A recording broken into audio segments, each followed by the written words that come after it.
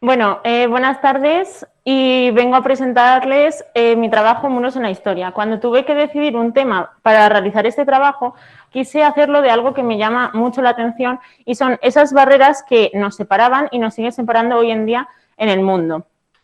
He utilizado fundamentalmente fuentes bibliográficas como numerosos artículos web que me han servido mucho para ilustrar mi trabajo. Si a mí me llegan a preguntar hace poco más de un año cuántas barreras físicas creía que habría en el mundo, probablemente hubiera dicho 5 o 6 y no sabría nombrar casi ninguna de ellas. Sin embargo, la realidad es que en la actualidad la construcción de barreras físicas en fronteras se ha disparado a lo largo de todos los continentes. Esto constituye un fenómeno sin precedentes a lo largo de la historia. En un estudio que se ha realizado en la Universidad de Quebec, en Montreal, Canadá, se han contabilizado más de 70 construcciones en las fronteras para controlar ese flujo de población. Quiero recalcar que el hombre se ha refugiado tras empalizadas, vallas y muros desde los orígenes de la civilización. En el Paleolítico se empezó a hacer necesario ese concepto de territorialidad y ya en el Neolítico se asentó haciendo necesaria una barrera física que fuera capaz de proteger las recolectas por las que llevaban trabajando varios meses. Ese refrán de los buenos cercos propician buenos vecinos creo que representa muy bien estas políticas. Es innegable la actualidad de este tema y eso, muestra de ello, son las recientes construcciones de nuevos muros. Por lo tanto, podemos establecer que es una realidad cada vez más presente en este nuevo siglo, pero a su vez con un gran pasado histórico. Podemos establecer los muros como una forma de hacer frente a las nuevas amenazas, ya sean reales o presuntas. Es irónico que en un contexto globalizado como en el que vivimos, en el que predomina esa interdependencia y comunicación entre los países, sea el mismo, y defiende esa libre circulación tanto en mercancías como en personas, sea el mismo que cierra fronteras para que los indeseables no se integren en esas sociedades del bienestar. Esto nos indica 3 poderes de las personas que nos dirigen. En primer lugar, un poder de decisión, ya que van a ser ellos los que decidan dónde se van a colocar estos muros. En segundo lugar, un poder de control, porque van a controlar el movimiento de las personas. Y en tercer lugar, un poder de categorización, ya que van a decidir cuáles son las comunidades dignas de protección y de las que hay que protegerse. Además de esa finalidad defensiva, como ya he dicho antes, los muros se construyen por otras 4 razones. Una de ellas es poder frenar la expansión de epidemias o enfermedades. Otra, frenar el contrabando de productos ilegales. También frenar la inmigración de numerosos trabajadores inmigrantes y, por último, prevenir ataques terroristas. Mis objetivos cuando empecé a hacer este trabajo eran, en primer lugar, saber de los muros y entender su creación, por qué se han creado, para qué se han creado y qué objetivos tenían. Una vez realizado esto, quería descubrir cómo han llegado a afectar a esa sociedad que no se tiene en cuenta al construir estos muros. Y lo último, sensibilizar y dar a conocer muchas barreras que muchas veces están a nuestro alrededor, pero realmente no las conocemos. Como hay numerosos muros, he tenido que seleccionar algunos. Los primeros muros se construían por una mera finalidad defensiva, para proteger el territorio de ataques enemigos, ya fueran de tribus cercanas o de ejércitos enemigos. Por ejemplo, el muro de Adriano y de Antonino lo construyeron para proteger ese imperio romano otorgado a los emperadores como instrucción divina de esas tribus que vivían entre medias de ambos muros. Las murallas de Constantinopla constituían un elemento disuasorio y permitió el mantenimiento del imperio bizantino hasta la llegada de los otomanos. Y la Gran Muralla China. Esta sirvió para poder proteger los estados del norte de China de los ataques de los pueblos nómadas que habitaban las estepas del norte de China. Además, destaca por ser la construcción con más trabajadores de la historia. Sin embargo, en la edad contemporánea, los muros no se construyen solo por esa función defensiva, sino que tienen otras causas y otros motivos por los que se construyen. Por ello, he seleccionado 3 que creo que muestran de buena manera 3 causas distintas por las que son construidos. En primer lugar, el muro de Berlín, que se construyó para separar 2 sistemas políticos diferentes. En segundo lugar, la barrera entre Palestina e Israel, que se construyó para separar 2 comunidades sociales distintas. Y por último, el muro de Estados Unidos y México, con unos intereses mayormente económicos. El muro de Berlín. Tras la Segunda Guerra Mundial se reunieron en la conferencia de Potsdam los representantes del bando vencedor para repartirse Alemania, con el objetivo de hacer una desmilitarización, desnazificación y democratización del territorio. Alemania finalmente quedó dividida en 4 zonas de ocupación, una para cada potencia vencedora: Estados Unidos, Francia, Inglaterra y la Unión Soviética, y en 2 grandes bloques políticos: la República Democrática Alemana, asociada al comunismo, y la República Federal Alemana, asociada al capitalismo. Realmente el muro se construyó por el gran número de migraciones que se daban de la zona oriental a la occidental. Como podemos ver en este gráfico, justo antes de la construcción del muro, en 1961, había un gran número de estas migraciones. Estas migraciones se hacían a través de Berlín, ya que era la ciudad de libre circulación y permitía estas migraciones. Esto constituía un gran problema para la República Democrática Alemana, ya que la mayoría de los migrantes eran menores de 25 años y hizo que esta República Democrática Alemana estuviera al borde del colapso, tanto económico como social. Por lo tanto, una noche construyeron un muro que inicialmente eran unas simples alambradas y progresivamente fue evolucionando a un muro más resistente. Esto tuvo unas consecuencias nefastas. Por un lado, numerosas familias quedaron divididas. Había una gran tensión entre los soldados de ambos bandos y se contabilizaron centenares de muertos. Además, había grandes diferencias entre la República Democrática Alemana y la República Federal Alemana. En primer lugar, en la República Democrática Alemana estaba prohibida cualquier influencia extranjera. La única permitida era la de la propia Unión Soviética, y esta ejercía un gran control sobre la población para evitar cualquier huida. En la República Federal Alemana están permitidas las diferentes influencias extranjeras. Por ejemplo, podían leer libros de autores extranjeros, podían ir a asistir a centros comerciales e incluso viajar, obviamente no al otro lado. Tras una serie de hechos desencadenantes, tanto políticos como sociales, como numerosas manifestaciones como esta que vemos aquí en Alexanderplatz, en Berlín, propició que el gobierno tuviera que autorizar el acceso del lado este hacia el oeste, y finalmente el muro cayó. La barrera de Palestina e Israel. Esta barrera fue aprobada en 2002 por el gobierno israelí, argumentando que es una herramienta necesaria para poder proteger a los núcleos civiles israelíes. Sin embargo, numerosas asociaciones como UNICEF o Amnistía Internacional defienden que tanto esta medida como otras que ha creado el gobierno de Israel degradan notoriamente el nivel de vida palestino, no solo por esas tierras anexionadas y destruidas necesarias para la supervivencia de estas poblaciones, sino además por el aislamiento en el que se encuentran ciertas partes de Palestina del resto de la población. También argumentan que sería necesario que fuera compatible ese derecho de protección israelí con el derecho de una vida digna de Palestina. Los israelíes se siguen basando en los números, que, como podemos ver en este gráfico, han disminuido notablemente los ataques terroristas finalmente llevados a cabo.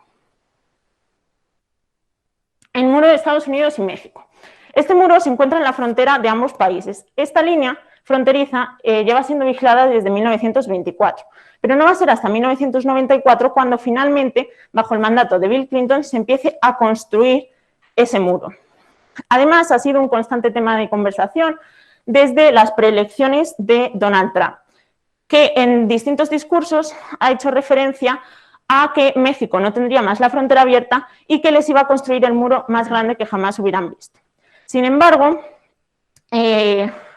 repasando los datos, se puede observar que la mayoría de los kilómetros construidos bajo su mandato han sido reparaciones o sustituciones de vallas previamente construidas. También ha hablado en numerosas ocasiones de los inmigrantes que están inundando su país.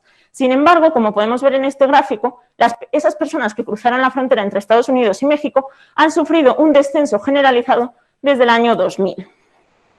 Otro punto importante es que Donald Trump se puso en contacto con una empresa tecnológica para construir un muro fronterizo virtual que mediante la inteligencia artificial fuera capaz de detectar cualquier movimiento humano en la frontera. Bien, tras esto quiero explicar que yo durante todo mi trabajo me he leído distintos documentos que hablan de cifras, de datos, de gráficos, pero realmente, como yo he podido saber cómo era la vida de esas personas, ha sido mediante las imágenes. Por eso he traído una selección que creo que es bastante interesante de comentar. La primera imagen hace referencia al muro de Berlín. Tenemos a Konrad Schumann, considerado el primer desertor de la República Democrática Alemana. Era un soldado de esta zona y estaba vigilando ese primer muro, como podemos ver, de alambradas, y decidió saltarla para poder llegar al otro lado. Aquí tenemos una imagen que podría ser habitual durante los años en los que el muro estuvo construido, unos niños jugando a su alrededor como si realmente no pasara nada. Y por último, unos guardias fronterizos transportando el cuerpo de Peter Fexter. Este era un trabajador de la construcción de 18 años que decidió tratar de huir hacia el lado oeste. Fue abatido por las guardias fronterizas de la República Democrática Alemana y al quedar mal herido en tierra de nadie pudo auxiliarle. Respecto en la barrera entre Palestina e Israel, tenemos a este joven palestino tratando de cruzar al otro lado y a este otro hombre tratando de pasar a través de una escalera hacia el otro lado para poder llegar a las oraciones de un viernes en Jerusalén. En cuanto al muro de México y Estados Unidos, tenemos esta imagen en la que se puede ver a una familia teniendo que comunicarse a través de estas vallas. Aquí, no sé si se puede apreciar bien, esta imagen hace referencia a una iniciativa que se llevó a cabo de unos arquitectos que decidieron colocar unos columpios, unos balancines, utilizando como estructura las vallas metálicas del propio muro. Esto quería hacer referencia al hecho de que las decisiones tomadas en un lado también tienen consecuencias en el otro y que, por tanto, es necesario para ese equilibrio una persona tanto americana como mexicana. Y, por último, numerosos inmigrantes tratando de llegar a este país norteamericano. Como hemos podido ver en estas imágenes, da igual las diferentes causas que tengan esos muros. He podido reafirmar esa opinión de que no tienen una única causa, un único motivo, sino que realmente pueden tener implicaciones en otros ámbitos y en otros campos. Pero realmente los efectos sí que son siempre los mismos, los efectos son sociales. Para concluir, quiero destacar que la rigidez de los muros no es solo física, sino que también es mental. Esta rigidez es mucho más importante que la mera física. Estas barreras que nos creamos y nos imponemos a nosotros mismos no nos dejan ver más allá de esas paredes, no nos dejan entender otras culturas, otros modos de vida, otras costumbres, otras religiones o sistemas políticos, por ejemplo. Además, cuando se cayó el muro de Berlín, las personas pensaban que esto iba a acabar, pero realmente no es así. Y vemos que pese al contexto globalizado en el que vivimos, se siguen dando esos obstáculos para la libertad que tanto se defiende. Otro dato a destacar son los muros virtuales, que pretenden conseguir hacer desaparecer la imagen del muro, que finalmente acabará por hacer que la imagen con la que relacionamos la palabra muro desaparezca de nuestras cabezas, pero esas limitaciones, esas barreras seguirán estando. Por lo tanto, podemos establecer que los muros son los límites de la globalización. Son los límites de la globalización en un mundo lleno de divisiones y fragmentado. Un mundo que deja fuera todo lo que no es bienvenido por una sociedad que supuestamente no cierra puertas, pero sí que levanta muros. Muchas gracias por su atención y quería agradecer al Instituto por darme la oportunidad y a mi tutor Manuel Torremocha por ayudarme en todo lo que he necesitado.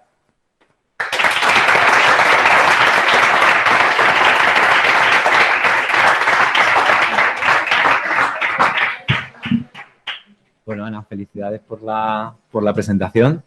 Luego te comentaré alguna cosilla, pero antes de dar la palabra, pues a Servando, ¿no? Que como hablas sin micro, pues...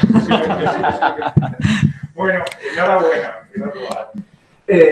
Bueno, por este resumen que nos has hecho de lo que son los muros a lo largo de la historia. Yo quería incidir en un aspecto que tú marcas muy bien en tu trabajo y que es sorprendente.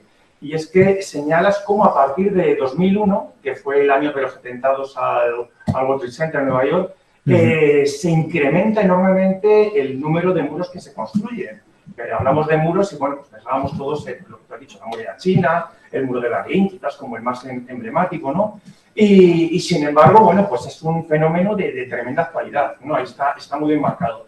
Sin embargo, como tú también das a entender, estos muros al final no han servido para nada. O sea, quizás el más eficaz fue el muro de Berlín, que sí que cortó de raíz la huida del este hacia el oeste, pero al final no pudo impedir que aquel régimen cayera, ¿no? Y además de manera estrepitosa. Entonces, yo la pregunta, bueno, más el debate que me gustaría hacer contigo, tú has señalado aquí que al final los muros son mentales. Entonces, sí, cuando se construyen estos muros, yo estoy convencido de que los que los construyen saben que no valen para nada. ¿No tienen más bien ese objetivo de afianzar ese muro mental que necesitan entre la población de sus países para pues, mantener el poder, mantener ciertas estructuras económicas? Es decir, la construcción de estos muros, ¿tú crees que puede estar más orientada no tanto a defenderme desde fuera, sino a intentar controlar la mente de los que están dentro? Sí, yo pienso totalmente eso. Creo que esos muros se construyen para crear miedo. Ese miedo que va a, en vez de hacer disminuir esas limitaciones, esas barreras que nos ponemos nosotros en nuestras cabezas, va a fomentarla para que así los grupos dirigentes puedan controlar a la población. Sí, bueno, te felicito por el trabajo. Gracias. Te felicito por la exposición que me ha dado una perspectiva diferente a la lectura que yo había hecho del trabajo. Y sobre todo te felicito por la respuesta que has tenido ahora con Servando, porque, claro, acabo de caer en la cuenta que el trabajo está dividido en dos partes, evidentemente. Tú en la parte de la historia antigua y medieval pues hablas de muros defensivos, muros que una civilización, por el hecho de imponer su dominio contra los pictos, el muro de Adriano, la muralla de Constantinopla, temiendo la pérdida de lo que queda del Imperio Romano de Oriente o la Gran Muralla China frente al ataque de las tribus mongoles, pues ahí hay de defensa. Algo que también tiene que ver con la violencia. Y luego citas todos estos muros contemporáneos. Ahora estaba comentando con José que prácticamente nos íbamos todos a la misma pregunta, el tema de los muros virtuales, de los muros mentales, que no es necesaria la construcción de un muro físico para establecer un muro de separación, ¿no? Pues quiero que profundices en eso de la existencia de qué cosas pueden hacernos separar. Incluso una calle ancha nos separa. Aquí en este barrio nos separa la carretera de Vicálvaro, Las Rosas Chic, del San Blas, y yo soy de San Blas, en Madrid, la ordenación de las calles del barrio de Salamanca, del desorden del barrio de Entrevías o de Vallecas, ¿no? Que es cierto, ¿no? Vete a buscar un número allí y es complicadísimo. La pobreza frente a la riqueza, ¿no? Que, bueno, ¿en qué medida existen esos otros muros que creamos, que nos hacen crear, que nos hacen construir, que nos hacen separar, ¿no? Y que nos hacen ser diferentes y llegar a niveles de violencia hasta postularnos en bandos totalmente diferentes, ¿no? ¿Qué opinas y qué profundices ahí? Eso que has dicho es totalmente verdad. O sea, los muros no necesitan estar físicamente para que cumplan esa función, por así decirlo, de separar a la población. Sí que creo que la base para evitar esto podría estar en la educación, es decir, la mayoría de las separaciones que se da es por no entender el modo de vida o las costumbres o los distintos sistemas ideológicos, pensamientos de los otros. Entonces, fomentando una educación inclusiva, podrían estas diferencias ponerse a un mismo nivel para poder convivir todos juntos sin esas separaciones. Sí, bueno, y ahora quería comentarte algo de los muros físicos. Yo te felicito por el tema del trabajo que has encontrado de la Universidad de Montreal, el gráfico inicial en el que señalas que desde el 11 de septiembre, bueno, recogiéndolo, aumenta el número de muros, cerca de 70 construcciones repartidas hoy por el mundo. En algún momento he llegado a pensar, digo, oye, ¿qué criterio de selección ha sido para elegir el muro de Berlín? Bueno, está claro, ¿no? Esa importancia que tiene en la historia, el muro que separa Estados Unidos de México, pues es brutal, ¿no? Y lo que está ocurriendo ahora en ese territorio en el que gente que huye de la pobreza se encuentra pues con una enorme separación, o el muro de Cisjordania, que es tremendo. Hay otros muros físicos en el Sáhara, ¿no? Y que nosotros lo hemos permitido y que está haciendo que la población saharaui se encuentre, bueno, ya no vive ahí, ¿no? Vive fuera y ahora no pueden regresar, ¿no? Y es una autoprotección de Marruecos frente a los pobres saharauis traicionados por España. El muro en Nicosia que separa dentro de la Unión Europea a dos comunidades diferentes y muros físicos que crean violencia, ¿no? Bueno, ¿qué podemos hacer con esos muros? ¿O qué nosotros aquí en España o qué se te ocurre que podríamos hacer? ¿Cuál sería una posible postura, una posible toma de posición? Como he dicho en la anterior pregunta, yo creo que la base estaría en la educación, fomentando el respeto hacia los diferentes modos de vida y también creo que es necesario separar las ideologías y los distintos modos de vida de esas separaciones respecto a los muros. También creo que es necesario entender que muchas de esas personas pasan los muros por necesidad, porque en sus países hay guerras, se encuentran en malas condiciones de vida y no es plan de que consigan pasar esos muros y lleguen al lugar en donde se encuentran desolación, como ya la tenían en sus propios países. Cierto. José. Bueno, yo lo primero que quiero decir es que difícil es ser presidente porque te quitan todas las preguntas. Bueno, primero, Ana, creo que has centrado muy bien el trabajo, es decir, creo que ha sido muy buena idea centrarte en los muros contemporáneos, ¿vale? Más allá del repaso histórico que haces previo, pero me parece que ha sido muy buena idea centrarte en el muro de Berlín, en Israel y en Jordania y en Estados Unidos. Y quería preguntarte, ¿en España conoces algún muro que tengamos en España, alguna especie de muro? ¿Sabes dónde tenemos? En Melilla. En Melilla. ¿Tú crees que ese muro, más allá de que un poco quería saber tu pensamiento, no solo tu opinión, no ya tanto en la existencia del muro, que creo que es algo, bueno, pues que daría para otro debate, pero esas consecuencias sociales es decir, lo que ocurre con esas personas que logran entrar, no sé si sabes muy bien lo que pasa con ellas, no sé, ¿qué opinión tienes tú sobre esas consecuencias sociales, en nuestro caso, en el caso español, de la valla de Melilla? A ver, yo me he centrado en los muros que he expuesto aquí, pero por lo que he podido investigar o he leído recopilando información, creo que una vez pasan este muro, lo tienen muy difícil para poder, en primer lugar, llegan a campamentos en donde se tienen que quedar y muchas veces no hay espacio para todas las personas que lo necesitan y los trámites que hay que hacer tanto para deportarlos como para hacerlos ciudadanos de puros derechos son extensísimos, por lo que tienen que estar muchas veces aislados en zonas que realmente no saben lo que está pasando con ellos. Luego quería un poco, para cerrar incluso un poco la sesión de hoy, ¿no? Me ha gustado mucho la parte visual. Creo que tiene mucho mérito ser capaz de hacer una exposición utilizando solamente imágenes. Esa segunda parte en la que te has centrado en imágenes de cada uno de los muros, creo que tiene mucho mérito ser capaz de trasladar ideas ante un público solamente viendo una imagen. Por esa parte te felicito. Y luego un poco como reflexión final, ya digo, para toda la sesión, creo que ha llegado el momento ya de que, en tu caso, que ha sido la última, ¿no? Pero que hemos hablado mucho esta semana, creo que os tenéis que dar cuenta de lo que sois capaces de hacer.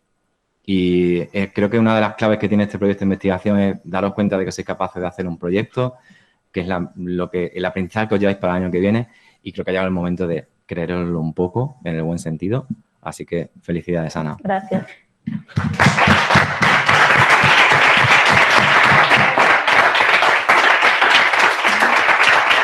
Lo primero, como decía al final, pues felicitar al instituto por esta tarde, porque yo de verdad he disfrutado muchísimo con los 4 trabajos, con temas diferentes, pero todo la verdad que maravillosos.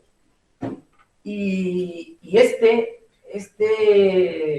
me parece interesantísimo, da tantísimo para hacer nuevos proyectos para el año que viene, porque cada uno de esos muros daría para mucho.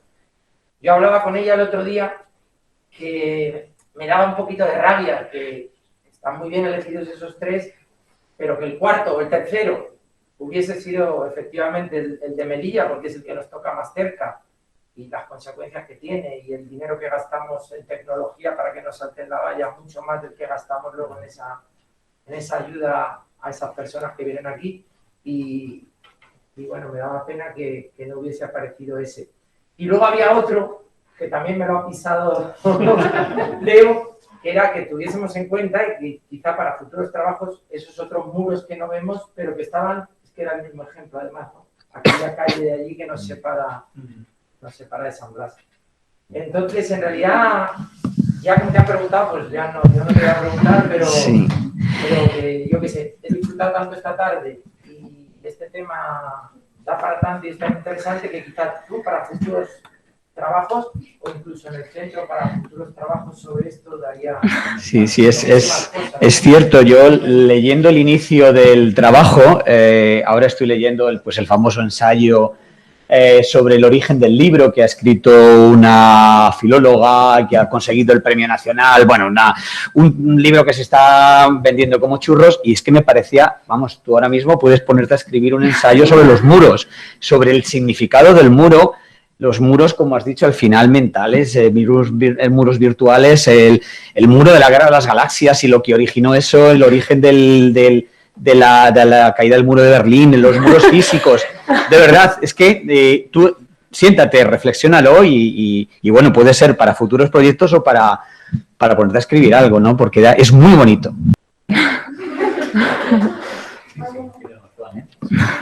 Y yo creo que sobre todo marca mucho las diferencias mentales. O sea, yo por eso sí creo que, antes lo habéis dicho, ahí discrepo, ¿no? Que no hacen falta muros, o creo que alguien ha comentado, para marcar diferencias. Yo creo que sí. O sea, yo creo que hay que construir el muro para que la gente tenga esa sensación. Y entonces, como el objetivo es decir, marcar, tú eres distinto, tú eres diferente, no te mezcles con tal, aunque sepamos que el muro no va a servir para nada, pero lo construyo para poder construir ese muro mental. No sé si alguien más quiere hacer alguna pregunta. ¿Quiere atrás? Miguel. Yo, David,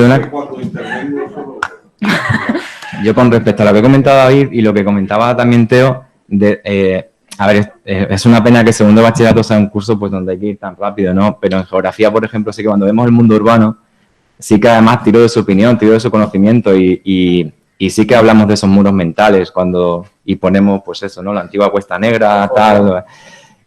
Ellos mismos como un poco se distancian, porque esto daría para un debate y muchas veces es un debate difícil en clase porque se tienen que situar en su propio barrio y esos muros, yo estoy de acuerdo con David, creo que son muros que existen en el propio distrito y sí que daría para un trabajo. Como ves, Ana, siempre que se genera debate eso quiere decir que el trabajo ha estado bien.